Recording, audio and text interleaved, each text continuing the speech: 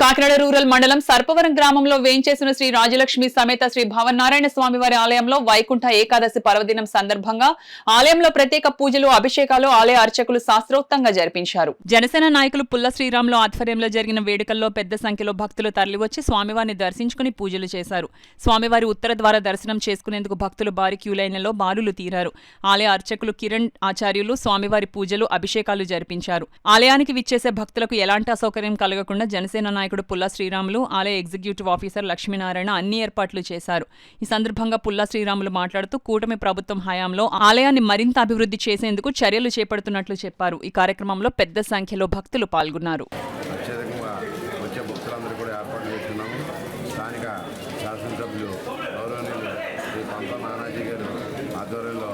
వారి సలహాలు సూచన మేరకు దేవాలయానికి వచ్చే భక్తులందరికీ విశేషంగా వచ్చే భక్తులందరూ కూడా మంచి సదుపాయాలు ఏర్పాటు చేయడమైంది.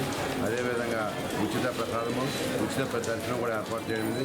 దాంతోపాటు 30 రూపాయలు, అతిశీఘ్రంగా 100 రూపాయల టికెట్ కూడా ఏర్పాటు చేసి భక్తులు అతిశీఘ్రంగా దర్శనం చేసుకునే విధంగా జరిగింది. అదేవిధంగా ఉచితంగా స్వామివారి దేవతలు వచ్చి భక్తులకు వైద్య శిబిరం కూడా ఏర్పాటు చేస్తున్నాము. అదేవిధంగా పోలీసు బందోబస్తు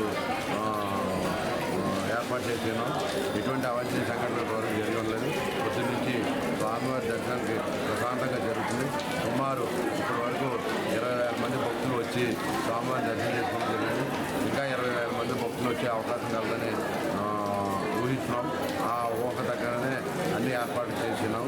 కావున దేవాలయానికి వచ్చే భక్తులకి అందరూ స్వామివారిని దర్శించి తీర్థప్రసాదం స్వీకరించి స్వామివారి గొప్ప పాత్ర కావాల్సిందిగా కోరుతారు.